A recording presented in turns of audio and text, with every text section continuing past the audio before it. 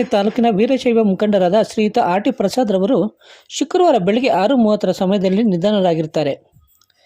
ಮೃತರ ಅಂತ್ಯಕ್ರಿಯೆ ಚಿಂತಾಮಣಿ ನಗರದ ಯಜ್ಞವಲ್ಕ ದೇವಾಲಯದ ಪಕ್ಕದಲ್ಲಿರುವ ರುದ್ರಭೂಮಿಯಲ್ಲಿ ಮಧ್ಯಾಹ್ನ 2 ಗಂಟೆ ಮೇಲೆ ನೆರವೇರಲಿದೆ ಎಂದು ಮೃತರ ಕುಟುಂಬದವರು ತಿಳಿಸಿದ್ದಾರೆ. ಮೃತರ ನಿಧನಕ್ಕೆ ಹಲವಾರು ಗಣ್ಯರು ಸಂತಾಪ ಸೂಚಿಸಿದ್ದಾರೆ.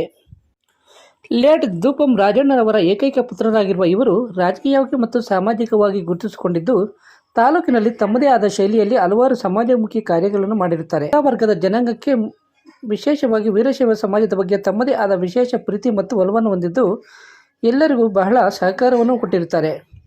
ಇವರ ಕುಟುಂಬಕ್ಕೆ ಈ ದುಃಖವನ್ನು ಭರಿಸುವ ಶಕ್ತಿಯನ್ನು ದೇವರು